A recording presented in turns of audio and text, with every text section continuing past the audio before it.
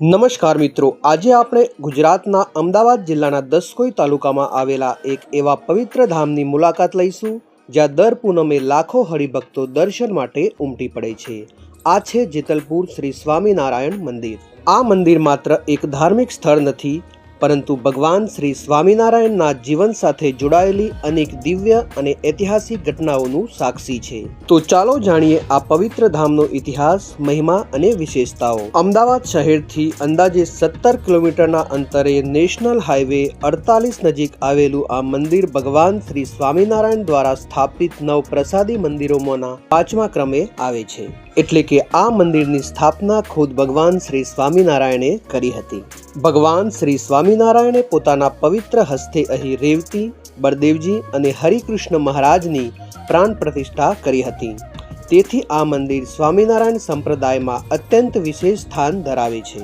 જેતલપુરનો સૌથી પ્રસિદ્ધ પ્રસંગ ગંગામા સાથે જોડાયેલો છે। ભગવાન શ્રી સ્વામિનારાયણ જ્યારે નીલકંઠ વર્ણિના સ્વરૂપે અહીં પધાર્યા ત્યારે તેઓ ગંગામાના ઘરે ભોજન માટે ગયા। ગંગામાનો નિયમ હતો કે કોઈ પણ અતિથિને ભોજન કરાવ્યા વગર તેઓ પોતે જમતા નહોતા। પછી જ્યારે સહજાનંદ સ્વામી ઉદ્ધવ સંપ્રદાયના આચાર્ય બન્યા અને ફરીથી જેતલપુર આવ્યા ત્યારે તેમણે ગંગામાને સમાધિ કરાવી।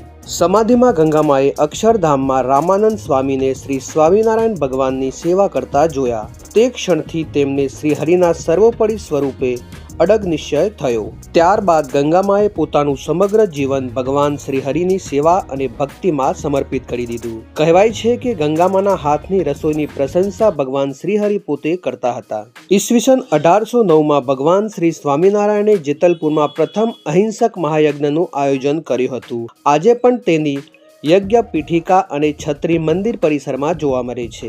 ભગવાન શ્રી સ્વામિનારાયણની આજ્ઞાથી આનંદાનંદ સ્વામીએ આ ભવ્ય મંદિરનું નિર્માણ કરાવ્યું। મંદિરમાં સંસ્કૃત મહાવિદ્યાલય, ધર્મશાળા, મહાયજ્ઞશાળા અને વિશાળ ભોજનાલય જેવી ઉત્તમ સુવિધાઓ ઉપલબ્ધ છે।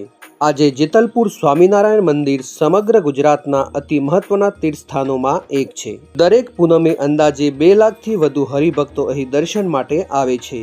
તેમાં હજારો ભક્તો પોતાના ગામેથી પગપાળા યાત્રા કરીને પહોંચે છે। પગપાળા યાત્રા આવતા શ્રદ્ધાળુઓ માટે મંદિર તરફથી રહેવા અને પ્રસાદની સુંદર વ્યવસ્થા કરવામાં આવે છે। તો મિત્રો, જો તમે અમદાવાદ અથવા તેની આસપાસ ફરવા જવાના હોય તો એક વખત વેજલપુર શ્રી સ્વામિનારાયણ મંદિરના દર્શન જરૂર કરજો। જો તમને આ માહિતી ગમી હોય તો વિડીયોને લાઇક કરો, ચેનલને સબસ્ક્રાઇબ કરો અને આવી જ ગુજરાતના ઐતિહાસિક અને ધાર્મિક સ્થળોની માહિતી માટે અમારી સાથે જોડાયેલા રહો।